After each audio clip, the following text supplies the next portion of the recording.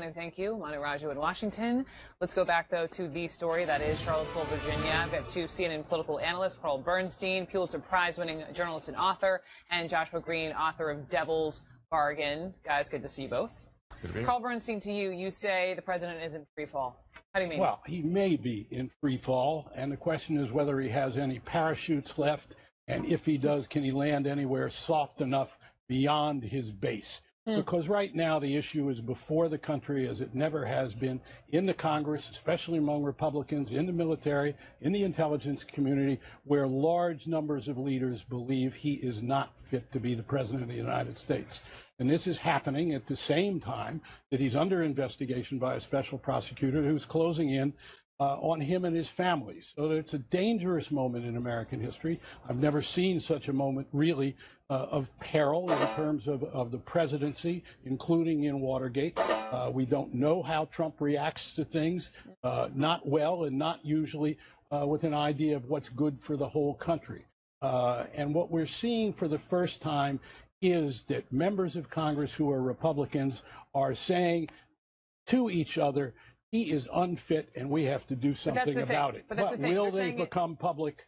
They're saying it to each other. Yeah, but it's the Senate Majority Leader, Mitch McConnell, told Manu, or actually didn't tell Manu, a source told Manu that Mitch McConnell is privately upset over how the president's handling this. It's more than upset. It's more than upset. But he's private about it. Yeah, but should he do more? Look, I can't tell those guys what to do. I know and you can't, at the same time, they know that they're on shaky moral ground with this president, and they're abandoning him. The question is, how are they going to abandon him? They understand that the constituencies that they need, beyond Donald Trump's base, are coming together in a consensus that this president is not fit to be the president of the United States, not ethically, not morally, and not in terms of being able to lead the country in a way that unites it and defends the Constitution, the people, and the defense of the United States itself. This is a crisis, and it's being recognized, and the military leaders particularly are aware of this. They're talking to each other about it. There's not going to be a coup, but the idea, and let's say that very strongly, nobody's going to have a coup. This is not about a deep state. This is about a consensus developing that the president of the United States is unfit. We've never been here. It's different than Nixon, and it's dangerous. Josh Green, what about his inner circle? You know, these are neo-Nazis that we're talking about, and we know that Gary Cohn and Steve Mnuchin are both Jewish. Stood behind him yesterday. Gary Cohn, latest CNN reporting is that he is enraged and has been embarrassed. This has been devastating. Does he resign? Should he resign? Well, that's a decision that he has to make. And until these kinds of things are said publicly, until these senior officials come out and say this or resign on principle, which people have done in the past, which people did during Watergate, I don't think it really counts. I mean, you know, leaking to reporters that you're unhappy is a pretty gutless way of expressing your opinion on something as serious as this. I think the decision that people like that have to make is, at what point does this become untenable? At what point is my own reputation so tarnished by my association with Trump and what he's saying that I feel that I need to leave? Talking to Doug High a second ago, proud Republican, who was basically saying, I don't know if I want Gary Cohn to the world to resign, because who does that then leave us with in the White House? We don't know who the president would replace these people with. Look, the real thing is Donald Trump is president of the United States. He's been governing the country, and he's been governing the White House in his own image and the way he wants to. And it doesn't much matter who's there. He's not capable of being restrained, as we can see. He's not capable of taking constructive advice. And he is who he is and always has been. I think that's one of the things that's evolving in this consensus, that he was perhaps able, through some very smart campaigning and recognizing some things about the conditions of our country that Hillary Clinton did not. He is the legitimate president of the United States, but that does not protect him when he says things like he has now said to reveal who he really is. And now those who have backed him, who are not his base, have to do something about it, and I think they're coming to a realization of that. Remember, and this is different than Watergate. In Watergate, we had a criminal president of the United States. This goes beyond criminality. What is evolving in the consensus is a view that the president is not competent, that he's not ethical, that he is not capable of being the president. This is a very different, dangerous situation. And believe me, this discussion that we're talking about is taking place. How rapidly it will evolve in terms of people publicly stating the things they're saying to us. And this is a real challenge for journalists, because we in the journalistic community ought to be going to the military leaders, to the congressional Republicans, to the business leaders, and saying, on background, they're not going to say it for the record. Try to get them to say it for the record. Look, I could be wrong. Maybe it's not as pervasive as my reporting would indicate, but I trust my reporting. And I think what we need to be doing as reporters is asking the people we cover, what is going on here? What are you prepared to do? What do you think is happening? Is this man fit to be the president of the United States? As you are saying in private, he's not. I know.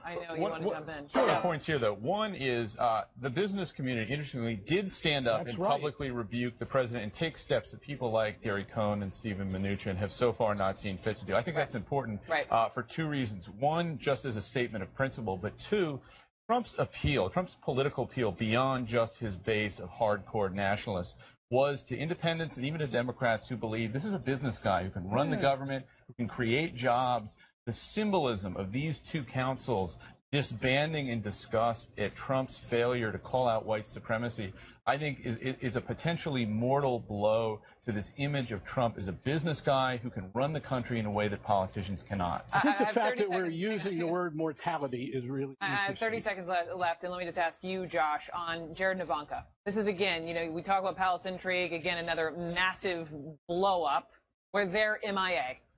Amazingly, they're on vacation.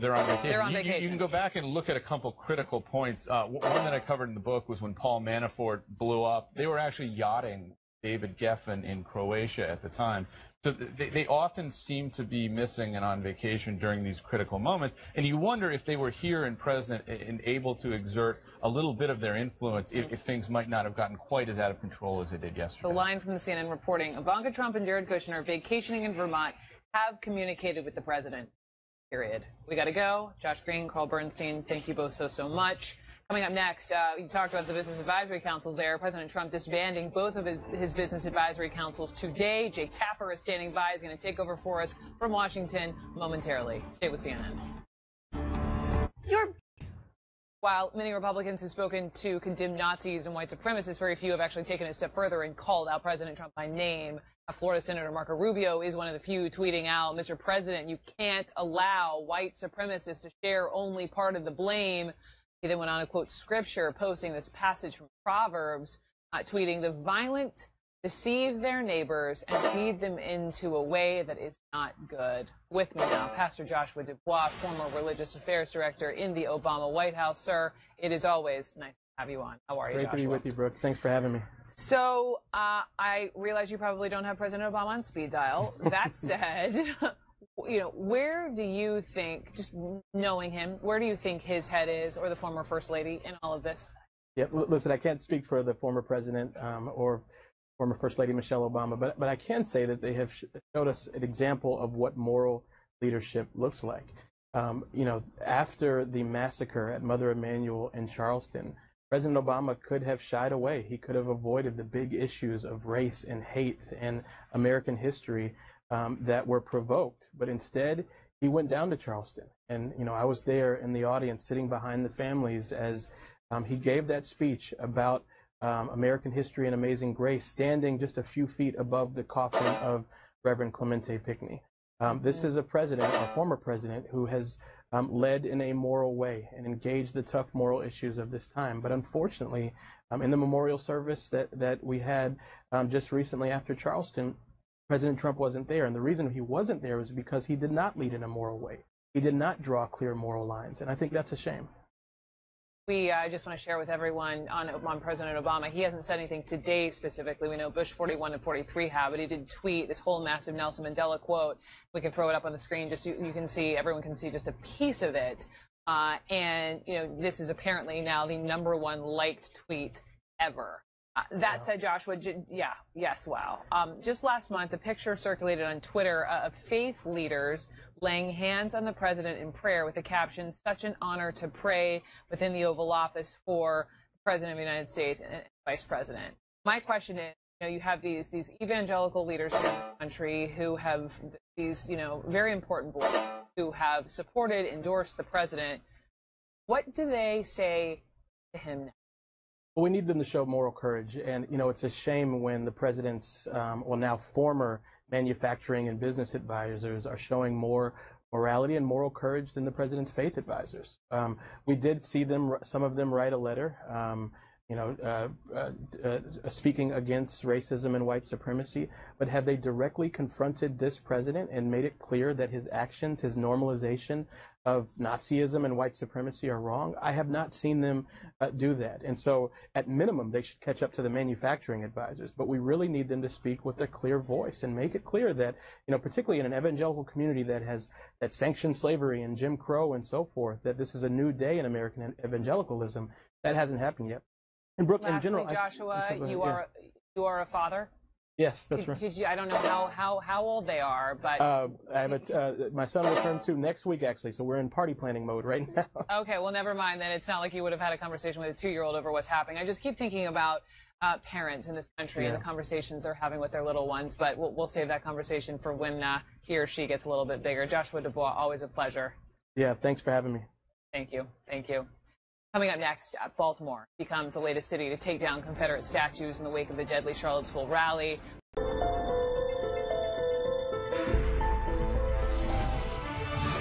Just in to CNN, President Trump is moving forward, quote, without regret, after his extraordinary news conference in the lobby of Trump Tower. CNN's Sarah Morey joins us with some new details, including strong reaction from the president's top economic advisor, Gary Cohn. Sarah, what have you learned? Well, Brooke, obviously the president has been facing backlash from members of his own party, from former presidents, from Wall Street executives who are fleeing his company. But he is moving forward without regret. Sources are telling my colleague Jeff Zeleny that the president does not regret at all the comments that he made, that he frankly feels defiant in the face of all of this criticism. Now, he really is looking at the reactions playing out and basically sees it as hyperventilating from a bunch of East Coast liberals and the media, who the president has made very clear he basically views as his opposition. And this is kind of the mindset that he was in throughout the presidential campaign, certainly at the end when he was under fire, when the polls showed him behind, and he went on, of course, to win the presidency. That is kind of where his mind is at. But, of course, there are tensions amid the people who have to work for him. Not all staffers are of the same mindset of the president. And one person who is certainly not of that mindset is Gary Cohn, the president's top economic advisor. We're told that he was enraged to be by the president's side as he was making those comments at Trump Tower yesterday. Remember, this was supposed to be an infrastructure event. That's what went off the rails. And since then, he's just been embarrassed. He's been disappointed. One of his associates said it wouldn't be a surprise if he does contemplate quitting. But of course, Cohn has had his eye on jobs bigger than the one he has now, possibly being the next Fed chair. These are the things that people are weighing as they're deciding, look, should I jump ship in the administration or can I hold out? Is there still more work for me to do here? Is it worth it? Sarah, thank you. Let's discuss a little bit more. Democratic Congressman Hakeem Jeffries here of New York, who is calling for 2 streets named after Confederate generals to be renamed. It was behind a bill to remove Confederate flags from government buildings. Congressman, nice to see you. Thanks for rolling through CNN. Good to see you. Before we get to all of that, just to what Sarah just reported, that the word from the White House is that after that extraordinary news conference, the president has no regrets. Where are you on all of this? Well, what Donald Trump did was rip the sheets off and show the American people who he is and what he represents. It's shocking for a lot of people, but for those of us who grew up in New York, who have followed Donald Trump, we understand who he is as an individual. He has always used racial stereotypes to benefit himself professionally, politically, and personally, and now he's taken his despicable act, 1600 Pennsylvania Avenue. It's time for him to stop acting like a 2-bit racial hustler and start acting like the President of the United States of America. A real president does not play political footsie with David Duke. A real president does not provide aid and comfort to neo-Nazis or to lift up this fraudulent ideology of white supremacy that Donald Trump seems to have a real problem distancing himself from. Strong words and harsh criticism from you. So what about Gary Cohn? Sarah was just reporting, who has his eye maybe even on bigger jobs within the administration, who is now officially enraged over this. Someone who I should also point out is Jewish. That's correct. Was standing behind him yesterday. Should he leave? Well, it should trouble African Americans, Jews in particular, in terms of the affiliation with neo-Nazis, the KKK, and people who spew hatred, building upon an ideology that led to the Holocaust as well as the transatlantic slave trade. So everyone's got to make their own individual decisions. But I do think it's time for my colleagues, Republican colleagues in the House and the Senate, for instance, to start putting country ahead of party. This is not an issue of Democrats versus Republicans. It's an issue of right versus wrong. The president's on the wrong side of history, the wrong side of American values. Congressman, it's easy for you as a Democrat to call the president out. But when you look at members of his own party, especially senior leadership, you know, our reporting is that Mitch McConnell, the Senate Majority Leader, privately is saying he's upset, but doesn't want to put it out there for fear of what that may look like because of their back and forth over health care. You know, John McCain, Senator McCain, is the only one who has called the president out by name. Do you think that these Republicans are afraid of something? It appears that they are. Some seem to be afraid of the backlash that they may get from a substantial part of the Republican base that seems to still be willing to stand behind this president. But there are times that you've got to put the country ahead of your own political aspirations or even your political well-being. At this particular moment, my Republican colleagues have to step forth and do that, because this is a president who is eroding the credibility of the White House, eroding the credibility of the United States of America. In times like this, he should be bringing us together. Instead, he's tearing us apart. Are you able to put job first? And by that, I mean, after this, is there anything you would, I mean, we're looking ahead at infrastructure possibly. Is there anything you'd be willing to work with the president on? Not at this moment. He has got no credibility. I do think what we have to Not do at this moment. is Democrats and Republicans have to figure out how to govern together in the Congress. The Constitution does give us the ability to pass legislation without the president's signature to override him if necessary. It seems to me that we may be at that moment, presidential nullification, so to speak. If he decides to become reasonable all of a sudden, then maybe we can work with him. But there's nothing in his 71-year history that suggests he's going to be reasonable or responsible at the moment. Let me read you something. This is from Dr. Ben and Candy Carson. He's just written this. I'm just going to read this for everyone here in total. Regarding all of the racial and political strife emanating from the events in Charlottesville last week, and let me relate a story. Several years ago, we bought a farm in rural Maryland.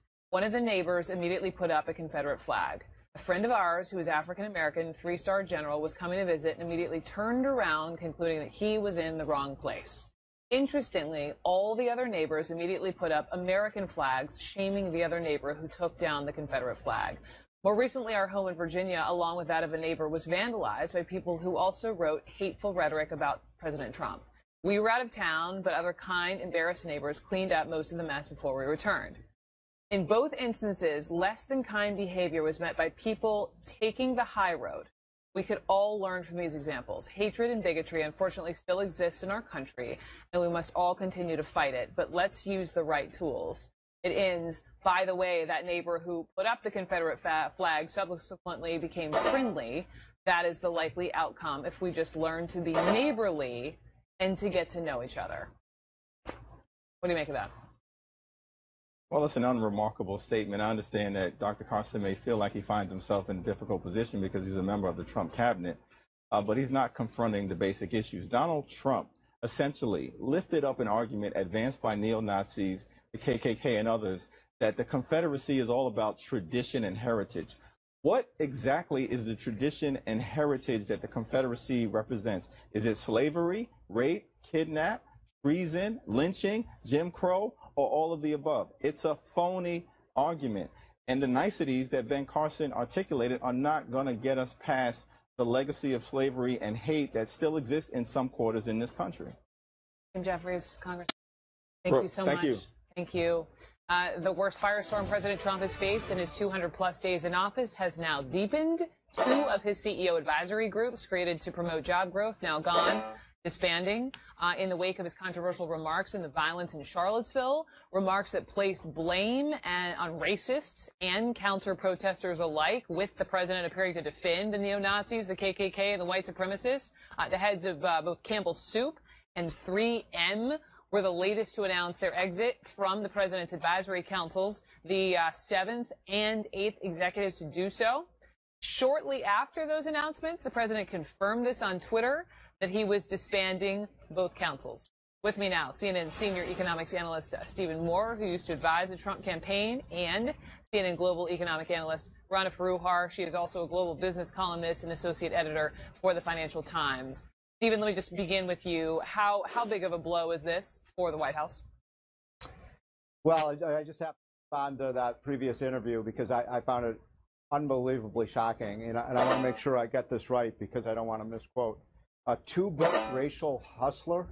A congressman called our president a two-bit racial hustler. What kind of language is that to use by a congressman about a president? You can disagree with what he said, but I think those are pretty emotionally charged words. And when it comes to this economic council, you know, look, the CEOs have to do what's in the best interest of their companies and follow their own conscience.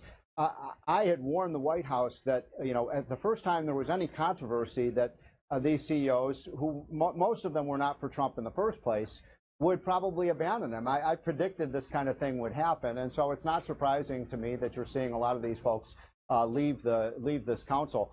In the meetings that I was in when Trump would have these council meetings, by the way, they really truly were listening, tours where Donald Trump would sit around the table and listen to these CEOs and ask them, you know, what do you need from the federal government? How do you want it to work better? How can we in the federal government help you create jobs? That's what it was all about, and it's a shame that this council now has to be. I believe, Brooke, it's being disbanded.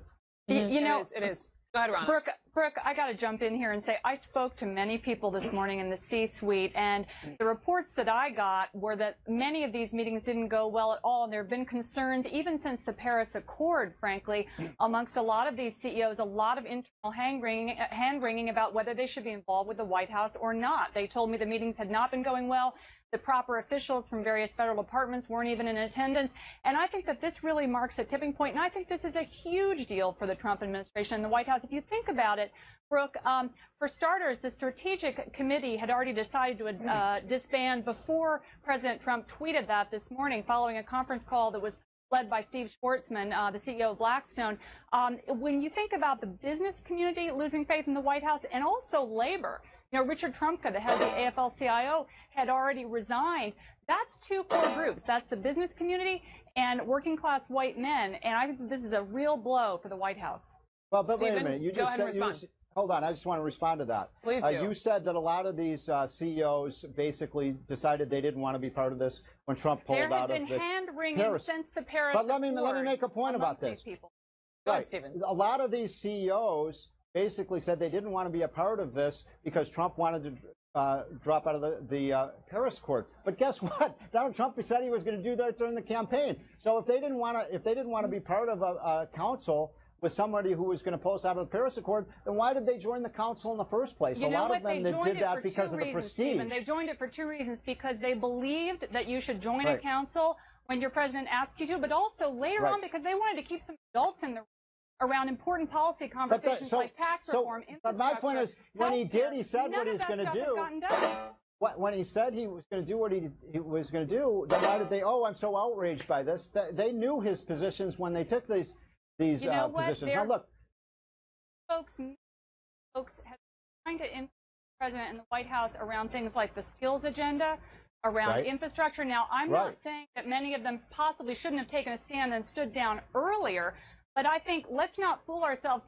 The entire business community has been worried about the Trump agenda for some time, and the disaster that is his handling of Charlottesville is just the apex of that. okay, but let me make a point. What is business really, you know, mostly concerned about? What are CEOs concerned about? About a healthy economy. And my goodness, I mean, has any president in the first 6 months delivered a healthier economy Stephen, than Donald please, Trump? I mean, you're seeing a boom in jobs. You're seeing a pickup in optimism. You're seeing a pickup in employment. You know, I made this point yesterday on CNN. It's worth repeating that for all the talk about how Donald Trump has an anti-black agenda, this is a president who's created black jobs just in the first 6 months in office at twice the pace that Barack Obama did. I'm sorry, you know, God bless you.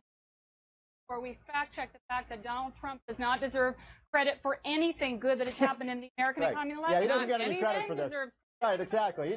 Yeah, how should he get credit? He was there, but I mean, the stock market didn't go through the roof the day after. Oh no, actually, it did go through the roof the day after the election. Share buybacks because they can right. do them It's Barack Obama's economy, right? Janet okay. I'm just sitting here and listening to the two of you go back and forth. Clearly very different views. But look, Brooke, this is my point, though. I mean, people, this absurd argument that Trump doesn't deserve the credit for the. No, I don't think that's the conversation. Honestly, let's leave that. We've had that conversation. That people can't even give credit to Trump for the things that's gone right. So there's this. A lot of this is just against Trump's agenda, no matter what he does. Okay, let's move past that. Here's my question for you, Stephen. The president now is in this position where he's the one, ending these councils, but that's not entirely factual. He had no choice. He had no choice, so why spin it that way? Well, look, I don't remember exactly how many people were on the. I mean, this was a pretty big council. I mean, he has 4 or 5 of these business councils. When people start dropping off the council, it's probably a pretty good idea to fold it up. But look, he has a number. I think there are 6 or 7 of these business industry councils that he's put together to seek advice from the business leaders of the country. And by the way, for the people who are dropping out, Stephen, hang on, he called them grandstanders in that tweet yesterday, and essentially said he could just replace them. But he's choosing not to replace them. He's just closing down the councils. I hope he does replace them, because I think it is important for Donald Trump to get good advice. I'll be curious.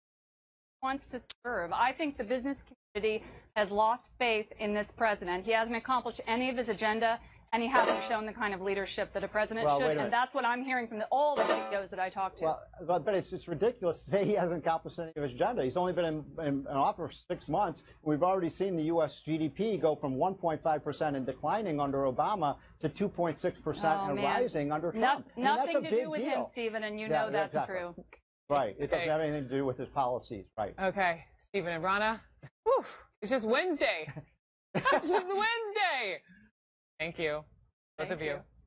Coming up next. May have shocked the nation with his sudden about-face on the Nazis and white supremacists who invaded Charlottesville, Virginia. But many who have actually followed Donald Trump long before he became president say they're not surprised. In fact, his critics claim his stance on racial issues is quite well known, from his birther attacks on President Obama to refusing to accept the innocence of the so-called Central Park Five. The state of Hawaii says this is official. He was born in Hawaii on this date. Here it is. Why do you deny that? A lot of people do not think it was an authentic certificate. How can you say that if this... You won't report it, Wolf, but many people do not think it was authentic. Donald, you're beginning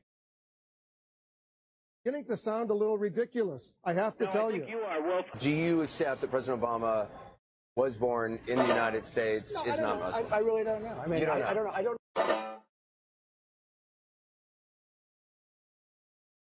Wolf, but many people do not think it was authentic.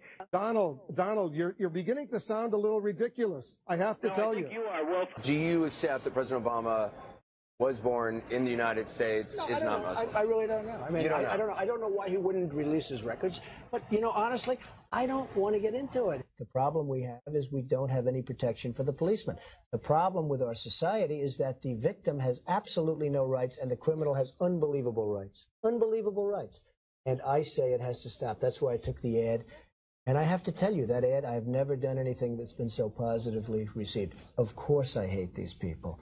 And let's all hate these people, because maybe hate is what we need if we're going to get something done. Well, the Central Park Five was a group of teenagers, black and Latino, who were wrongly convicted of a brutal 1989 beating and rape of a Central Park jogger. The crime inflamed the city and really the country, and it also prompted Trump to take out an ad in 4 newspapers demanding the state of New York reinstate the death penalty. The real rapist confessed in 2002. To date, President Trump has never apologized for his comments about the case, nor publicly accepted the fact that all 5 men did not commit the crime. So with me now, 2 members of the Central Park Five, Yusuf Salaam, who was 15 at the time of his arrest, and Raymond Santana, who was all of 14. Gentlemen, thank you so much for being with me. Thank you for having us. Yusuf, just starting with you, going back, you once called Trump a fire starter and said he lit the match for all the backlash that you faced. When you watch the president standing in Trump Tower talking about Charlottesville and the groups on both sides, how did you feel? I think it's despicable and deplorable for him to, at this point in the game, to spend April 19th. There was a rush to judgment, and it was a stoking of the fire in a similar way. Him saying that this group and this group were both equally wrong caused the death of a young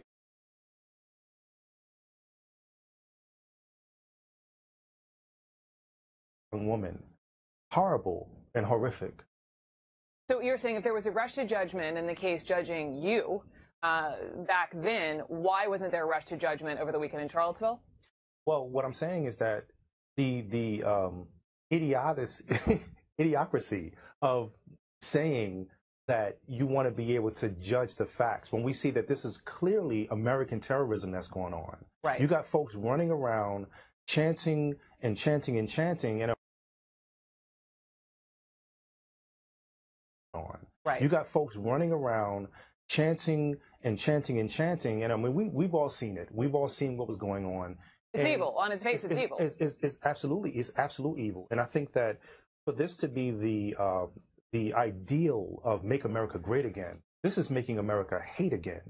Raymond, same question to you, and just listening to the president yesterday, how he's essentially giving these protesters, you know, the benefit of the doubt, something I imagine you would say he never gave you. Yeah, he never gave us the benefit of the doubt. And you know, to sit there and say, like, you had to look at both sides was totally wrong. At the end of the day, these people came and they were protesting a statue that represented hate. It represented bigotry. It represented keeping us, people of color, oppressed. It represented making us slaves again. And so that was the root of it. And he never once touched on the root. Why these people were here to represent, to protest against this statue in the first place. You have people... The slaves again. And so that was the root of it. And he never once touched on the root. Why these people were here to represent, to protest against this statue in the first place. You have people, let me come back to the statues, because that is a whole other piece of this conversation, but to both of you, Yusuf, you know, you have all these people now on social media, on TV, asking this question, why are we surprised, right, that Trump has this history of insensitivity when it comes to race? You've been arguing this for decades. Well, you know, Donald Trump comes on the heel of President Barack Obama, and President Barack Obama gave us a tremendous sense of a hope that we needed as a nation, this ideal that we can get past a lot of the things that we're seeing that are coming out today. And I think the surprise that a lot of people are experiencing that we haven't experienced is a surprise that hopefully this person who has become the president is going to maybe grow into his presidency, is going to maybe change with the time. But I think that when you're talking about a person who is, for all intents and purposes, probably my grandfather's age, he's already solidified in the type of person that he is. He's never changed. He's never shown us anything other than what he's showing us now. We actually need to be able to say, no, we always knew it. We shouldn't have never gone down the road of making this person the president of these United States, because as we see, everything that's happening is. But he is the president. I mean, I just have to point out the fact is he's not my president. He's the 45th president of this country. He's 45th. He's 45th. He's not my president. I ain't vote for him. He's not my president. You know, I mean, but there should be no surprises. Basically, what I'm saying. If you look at the track record, if you look at everything, you know, I mean, but there should be no surprises. Basically, what I'm saying. If you look at the track record, if you look at everything that he's done, the people, I think, were enamored by the fact that he got a nice, you know, loan from his dad and was able to rise up the ladder of success. But that really was not a real truth telling in terms of how that even happened as well, you know. We could, there are documentaries, there are all kinds of lanes we could go down. Yeah. Absolutely. But on right now, Raymond, I mean, if you're saying he's not your president, and God forbid something like Charlottesville happens again, I mean, these neo-Nazis are threatening to come back. Yes. And if you are not looking to the president to lead, who are you looking to? Then we're looking at Democrats, we're looking at Republicans, we're looking at other public figures, those who can step in and calm the situation down, those who have stepped up and they denounce, you know, white supremacy And this is what they're supposed to do. These are also our leaders, you know, in the political field. They're supposed to take that step forward if the president can't do it. This is why they're there. And these monuments, you know, we've seen these monuments and flags coming down, and that's become this whole conversation. But at the end of the day, and I realize it symbolizes a tremendous amount for a huge percentage of this country, but at the same time, how much does that really fix the root issue? Well, it's part of the root issue because nobody has. How much does that really fix the root issue? Well, it's part of the root issue because nobody has sat down and said, okay, if George Washington has owned slaves, Jackson has owned slaves, you know, do they deserve these statues also? It's like everybody has forgotten what, you know, people of color have been fighting for. They've been fighting for an equal opportunity, an equal chance to be successful. And those statues represent oppression at the end of the day. Even though they're considered our forefathers, but they still represent oppression. They represent how this country was built on the back of our ancestors. And it's wrong. Last question, just quickly, Yusuf, do you have hope? I have tremendous hope in us. I think that when the most poignant statement I've heard in the last few years was from Michelle Obama. When she said, when they go low, we go high. And I think it's us. I think ultimately it's us. It's up to us to make sure that we be the change that we seek, as Gandhi said. I think that when we move in that manner, and we're talking about moving forward and moving into a progressive state, then there's no room for hate in the future that we see and we seek as a people for ourselves. And that's the total. When I look at we the people, I know that that statement back then wasn't written from the perspective of us as we are.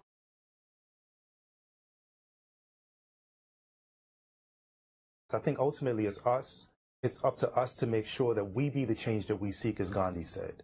I think that when we move in that manner, and we're talking about moving forward and moving into a progressive state, then there's no room for hate in the future that we see and we seek as a people for ourselves. And that's the total. When I look at we the people, I know that that statement back then wasn't written from the perspective of us as we are today. But when I look at it today, we are the people. We are that melting pot of America, and we are here. And there's nothing that can be done about it except for us to move forward and progress together. Right. Yusuf and Raymond, thank you guys so much. Thank you. Now, for more on just what all of this means for our country, Errol Lewis is with us, CNN political commentator, a political anchor at Spectrum News, CNN political commentator S.E. Cupp, and host of HLN's S.E. Cupp Unfiltered, which debuts Monday. Cultural critic and writer Michaela Angela Davis, she is back. Danny Zucker, one of the executive producers of the sitcom Modern Family, who is engaged in numerous Twitter spats with Donald Trump. So welcome to all of you. And Errol, let me just turn to you first. You know, just ingesting so much of this, it feels like the past couple of days really feel like a sad moment in this nation. It feels like a page turn. It feels like, in a sense, not to sound like Chicken Little, but the sky is falling politically, socially on the president. How does he recover?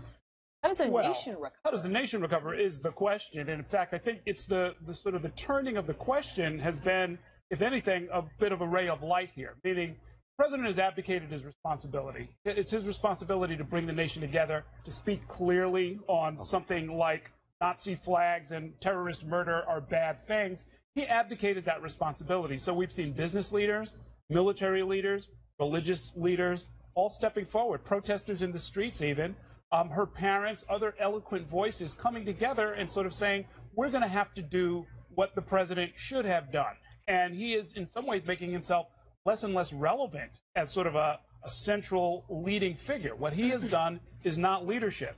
What the country is doing, what different people are deciding and recognizing, which is the way it should be in a democracy, is that we ourselves are the leaders. Let's talk about the leaders in our country as far as even on the Republican side. A number of Republicans have, of course, denounced racism like that's not breaking news. But the fact is, John McCain, S.E., did call out the president by name. There is no moral equivalency between racists and Americans standing up to defy hate and bigotry. The president of the United States should say so. So why are the other leaders not calling the president out? What are they afraid of? Well, I actually think you've seen most Republican members, to a person, denounce what President Trump said. Right, but they're not calling the president out by name. Well, that would be great if they had that moral fortitude, but I think it is enough to say that there is no moral equivalence between neo-Nazis and those who would condemn them. I thought what Richard was saying earlier was interesting, that business leaders were having to walk a fine line. I don't think it's a fine line. I think actually on this issue, it's a really easy decision. Donald Trump is on an island of his own. This issue was settled 70 years ago by a global community. There's no one, save for neo-Nazis themselves, who defend neo-Nazis. So whether it's Republicans in leadership, business leaders, name another group, it's not a difficult thing to go out and say, no, we don't see this equivalence. I'm pressing you, and I'm curious, Michaela, what you think. Because even the Senate Majority Leader, right, Mitch McConnell, according to Mani Raju's reporting, he has said privately that he is upset with the president over how he's handled Charlottesville. But apparently he doesn't want to say it publicly. He's afraid of how it may be perceived because of the public spat between the two of them. Well, that's cowardly. But that's where I'm going, because he isn't saying this publicly, and if you're saying it's not a huge deal that these senior leaders aren't calling the president out, for elected leaders, whether it's Paul Ryan or John McCain or Orrin Hatch or Mitch McConnell, to denounce this. I think it's less important to denounce Donald Trump in particular, but not doing so is cowardly. Do you think There's no way around it. That's the coward's position. So first, I think that Heather Heyer is an American woman, patriot, who lost her life in service of the American project. I want to say that first. Yes. And I also want to say that 96% of Black women did not vote for Trump. Hashtag not our shame. Secondly, he is not alone. He is one bigoted, narcissistic, small man that 53 million people gave him a lot of power. It is easy to just look at Donald Trump, but there are 53 million people that decided to vote for him. Who are they? There's the GOP. Not all neo-Nazis or white supremacists. But here's the thing. The point I made. Here's what we're grappling with, right? When David Duke tweeted quite accurately, white Americans voted for you. White Americans that made you president. Don't ever forget. That's who voted for him. So what is happening now is the soul of white America is having to reckon with itself. It's having to reckon with the idea that we started a country on a remarkable document, genocide and slavery. That is what that's at the core of all of these issues. Donald Trump is a flashpoint. Donald Trump was made in America. So we have to look at what we made and who is with him and who doesn't. This is not, where are the brave people? This is the land of the free and the home of the brave. Be brave now. This is what was happening on that street. You saw white Americans fighting this idea. It is a civil war. It's been a civil war online for a long time. Like since 2008, when that beautiful, brilliant, Black first family walked into that White House, it began. The Civil War began online. And yesterday, in Charlottesville. And rightly being hailed as such for pushing his fiancée out of the way as that car plowed into those counter-protesters in Charlottesville. The couple who... Just a moment ago, he tweeted, the President of the United States tweeted this. This is 2 minutes ago. Rather than putting pressure on the business people of the Manufacturing Council and Strategy and Policy Forum, I am ending both. Thank you all. Well, we know that 8 CEOs have already resigned. And we know that people on the Strategic and Policy Forum were discussing this morning what to do, as was the Manufacturing Council. 8 people, had resigned from the Manufacturing Council. And so it's embarrassing to the president, particularly since these are the business people he was supposed to bring in, and they were going to rally around him and make America great again. And so what that was damage control, allegedly, from the president, trying to kind of beat them to the punch before they all abandoned him, which is exactly what they were beginning to do, because his remarks yesterday to CEOs and business leaders in this country were completely unacceptable, as they should have been. And he was kind of like, okay, you quit, I'm firing you. That tweet reminds me of 7th grade when I would get word that a girl was going to break up with me, and I would call her and be like, I broke up with you. Right. I don't Yeah, like I mean, you that's what that anymore. is, right? I mean, it's like, you know, it's a, well, we're going to disband this before you all leave and embarrass me. And of course, with no acknowledgement whatsoever of the very things, the very real criticisms and concerns that all of these executives from different walks of life have about the president's statements. He is unwilling The first CEO to resign was the CEO of Merck Pharmaceuticals, who's African American, and the president deliberately, I don't know deliberately, but I think he's probably the only one of these CEOs who was the subject of a direct attack on Twitter by the president. That's precisely it. And the president has consistently acted as a craven candidate, seeking to retain his racist base, as opposed to standing up to the full measure of his office and conducting himself with some gravitas. Note this. This young woman, Heather Heyer, was being memorialized today. And our president issues a get-back tweet, a revenge tweet, instead of speaking to the moment. Her father spoke about love. Love in a democracy, in the grammar of democracy, is a verb, meaning justice. He's not spoken about justice for her in terms of holding her killer accountable. He's not shown up at the memorial service. He's not conducting himself like a president. He's acting like a craven candidate. Well, and also, what about saying to the leaders of the business community, as someone else would do, you have a